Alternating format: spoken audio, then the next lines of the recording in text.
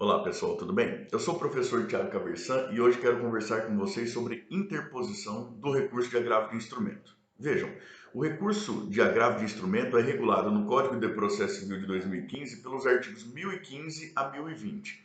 O artigo 1015 trata das hipóteses de cabimento do agravo de instrumento. Então não custa lembrar, o Código de Processo Civil de 2015 repete uma experiência que a gente já tinha testado lá no Código de Processo Civil de 1939, de estabelecer um rol taxativo para o cabimento do recurso de agravo de instrumento contra determinadas decisões interlocutórias. O rol ainda está aí no Código de Processo 2015, no artigo 1015.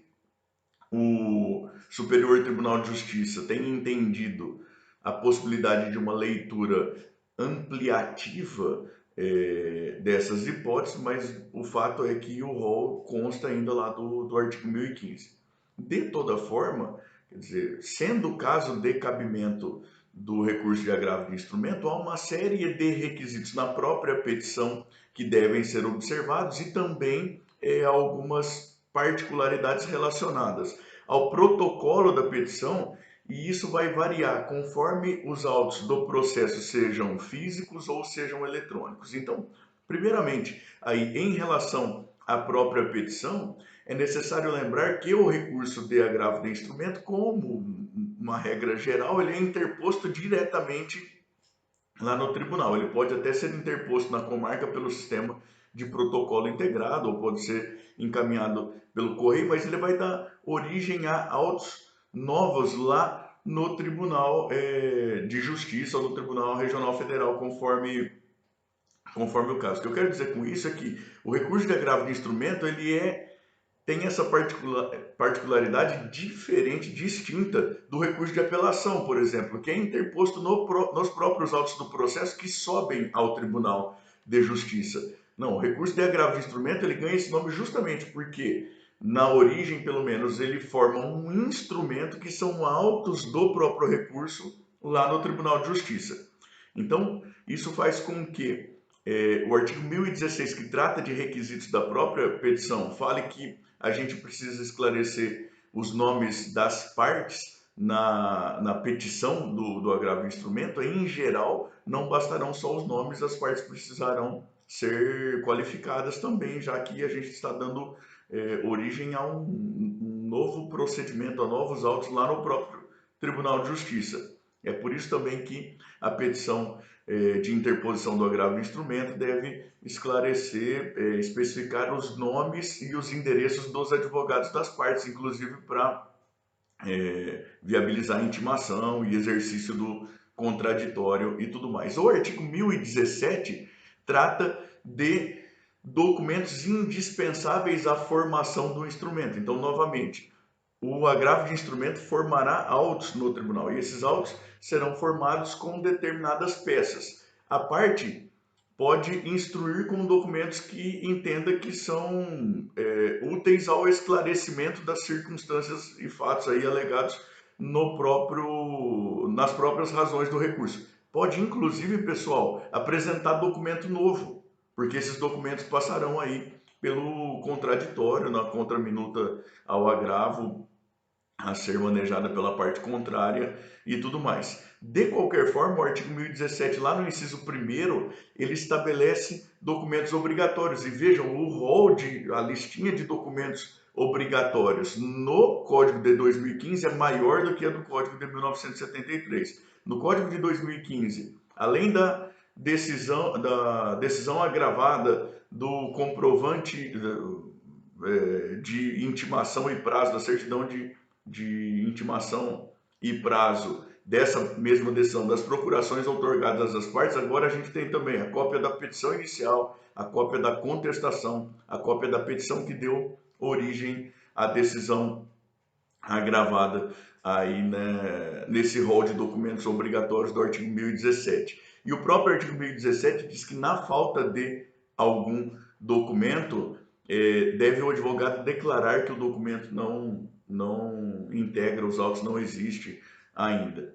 Esses documentos o advogado também deve nas razões do recurso, se não forem autenticados pelo cartório os documentos, o advogado deve declarar sob a fé de seu grau que correspondem aos originais que compõem os autos do processo, certo? Bom, quanto à interposição propriamente dita, o próprio artigo 1017 diz que, se os autos forem eletrônicos, fica dispensada a juntada desses documentos obrigatórios. Vejam só que interessante. Então, se os autos do processo forem eletrônicos, a parte pode simplesmente interpor o recurso de agravo lá no tribunal, que fica sanada a necessidade de formação do instrumento. É o próprio recurso quem forma o instrumento no tribunal. Mas atenção, pessoal, isso só vale se os autos forem eletrônicos na primeira instância e na segunda instância também. Então, se você tiver um processo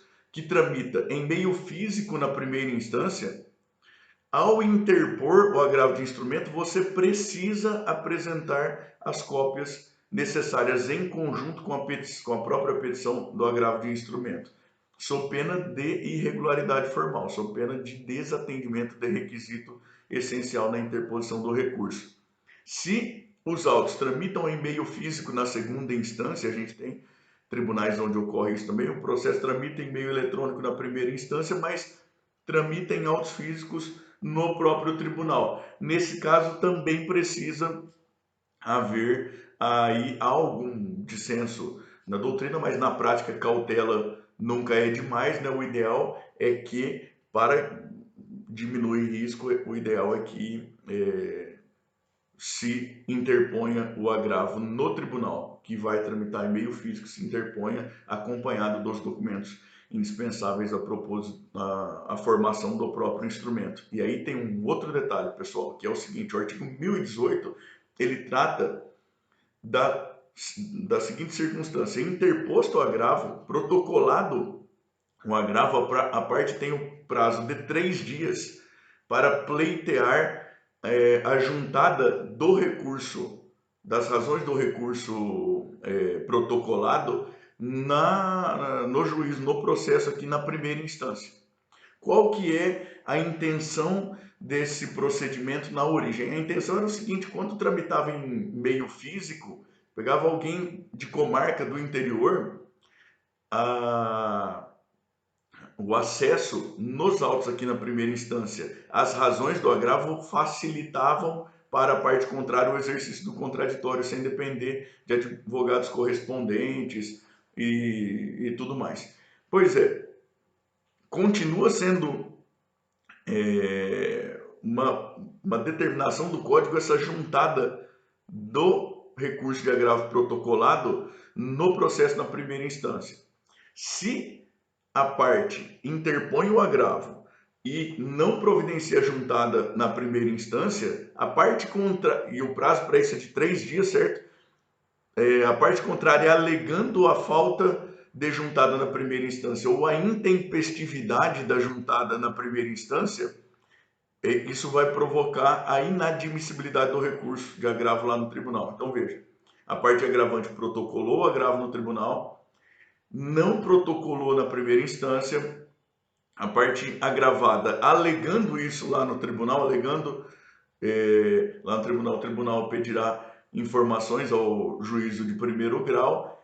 Se ficar constatada realmente essa situação, será considerado inadmissível o recurso de agravo. E isso pode prejudicar completamente um processo, né? Porque nesse caso haverá preclusão da decisão que era recorrida. Agora, tem um outro detalhe que é importante: o próprio artigo 1018 diz que, se os autos do processo forem eletrônicos, essa juntada do recurso protocolado lá no tribunal na primeira instância é facultativa. A parte providencia a juntada aqui no primeiro grau, caso queira, e não existe essa consequência de inadmissibilidade do recurso caso ela não faça. Agora, vou dizer para vocês, eu como advogado sempre providencio a juntada do recurso protocolado aqui na primeira instância por um motivo muito simples. A juntada do recurso de agravo protocolado aqui na primeira instância viabiliza ao juiz de primeiro grau o exercício do direito de retratação. Eu já vi mais de uma vez o juízo de primeiro grau, tomando conhecimento das razões do agravo, exercer o juízo de retratação, modificar a decisão agravada e com isso o recurso, inclusive, perder o seu objeto.